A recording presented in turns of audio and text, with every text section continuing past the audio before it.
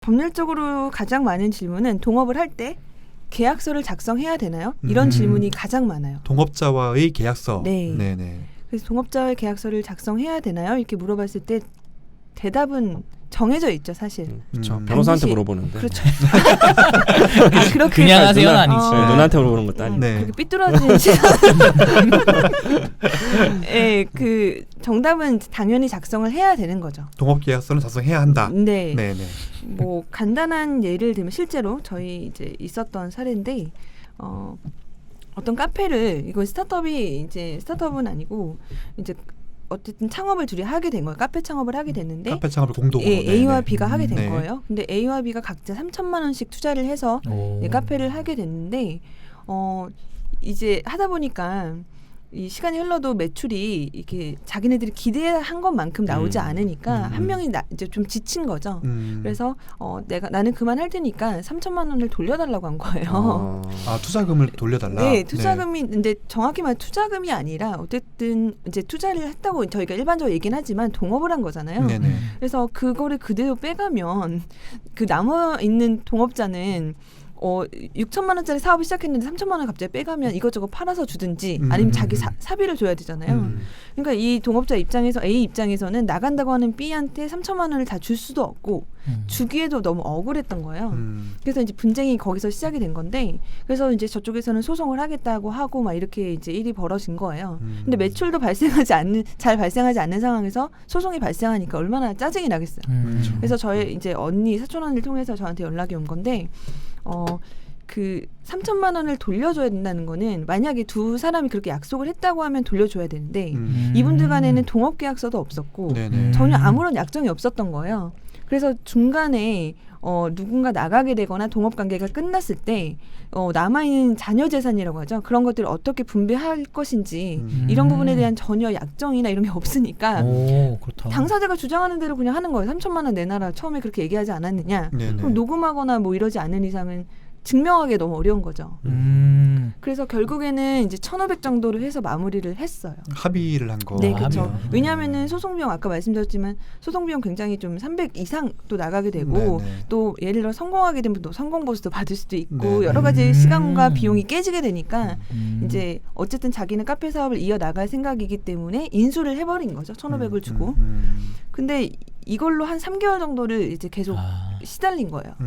서로가 힘들었겠네요. 네, 서로가 힘든 거죠. 그래서 한쪽은 달라고 하고 한쪽은 못 주겠다고 하는데 기준이 아무것도 없기 때문에 계속 이제 힘들었던 거죠. 변호사 상담만 받고 뭐 소송할 용기는 없고 막 이런 상황이 벌어졌는데 그래서 기존의 그 스타트업들도 마찬가지로 이런 똑같은 문제에 직면할 수가 있거든요. 그렇죠. 같이 해서 아름답게 수익을 쉐어하는 과정까지 간다면 뭐 베스트겠지만 거의라고 하면 좀 너무 부정적일 수도 있는데 많진 않은 것 같아요. 네, 그래서 기준을 마련한다는 차원에서 동업계약서는 반드시 작성을 하셨으면 좋겠습니다.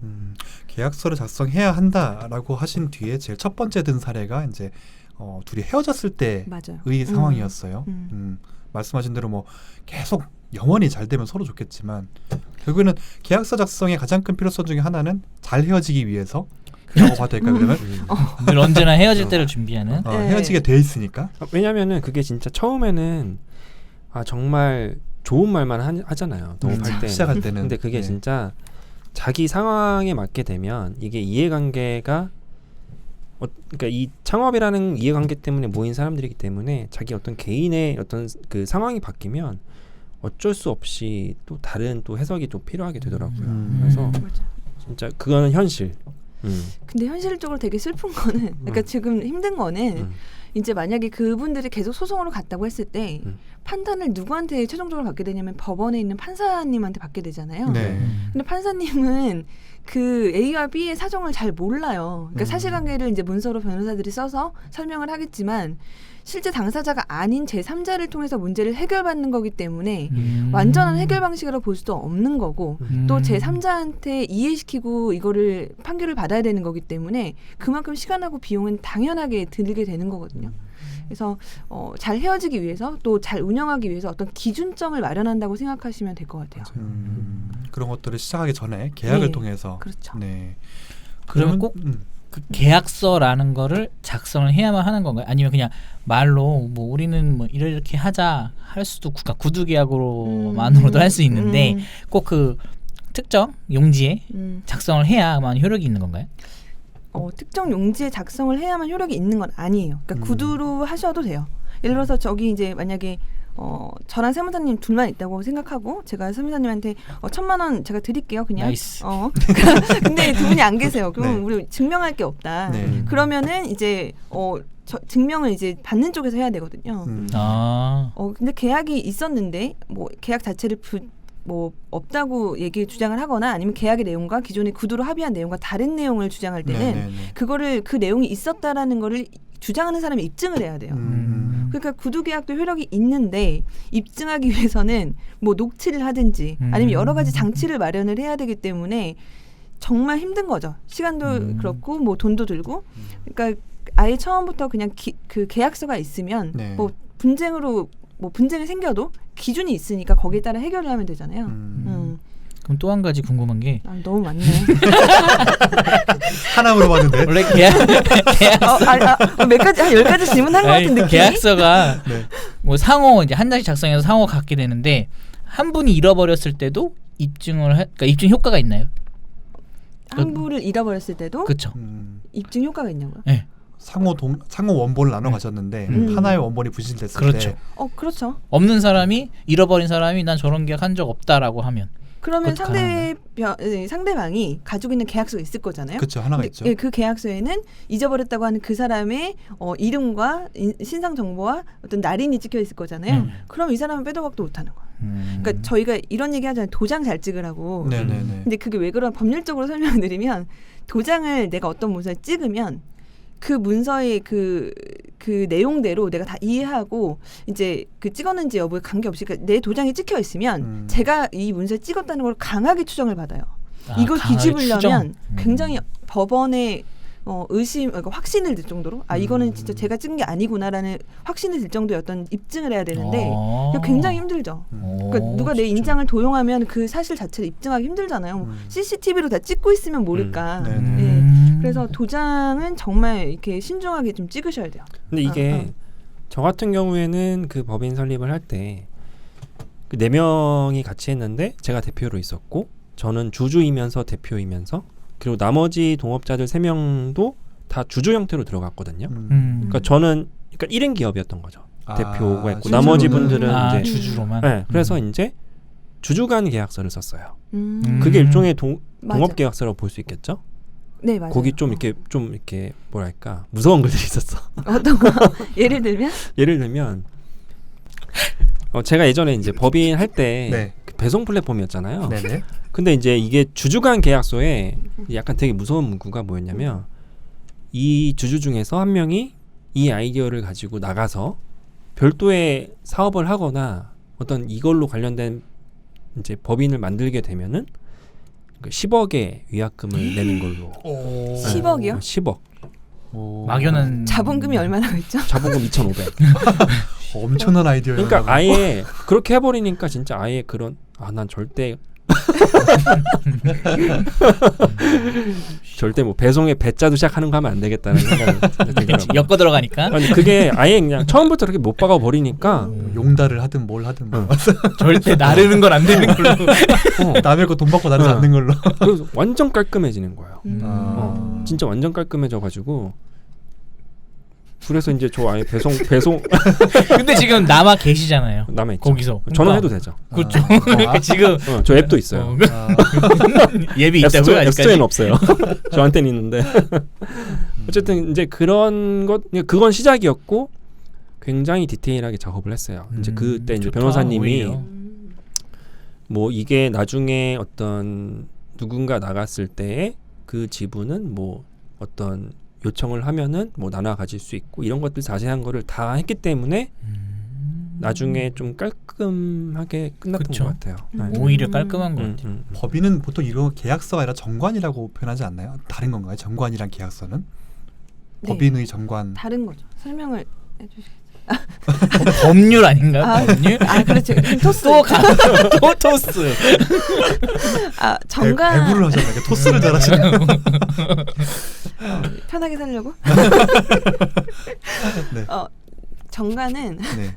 이제 계약이랑 좀 다른 게 정가는 이제 법인을 설립할 때 회사 내부의 어떤 규칙을 정해놓는 거예요. 회사의 규칙. 네. 네네네. 뭐 회사는 이름은 뭐고 또 어디에 소재하고 있고 목적 사업은 뭐고 네네. 그다음에 우리는 이사회는 어떻게 구성할 거야. 그다음에 주식 매수 선택권은 있는 거야 없는 거야. 뭐 이런 것부터 시작해서 이사의 임기, 감사의 임기 이런 것들이 다 나와 있는 회사의 규칙을 얘기하는 법인의 거예요. 규칙을 네. 그래서 회사의 규칙을 담은 정관을 작성해야지 이걸 가지고 이제 법인을 설립할 수 있고요.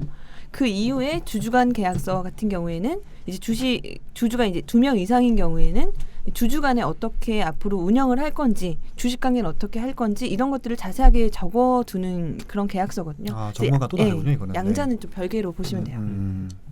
그렇군요. 근데 그 변리사님이 말씀하신 것처럼 10억이라는 위약금은 사실은 그 흔한 건 아니에요. 왜냐면은 10억이라는 거 걸어놨다는 건 상징적이라고 볼 수 있을 것 같아요. 이거를 절대 못하게 한다는 건데 뭐 예를 들어서 저희 나라 이제 뭐 얘기를 하면은 저희 나라 저희가 다른 나라에 어느 나라 사람이야? Where are you from이시나요? 대한민국 사람이고요. 저희 까먹었네.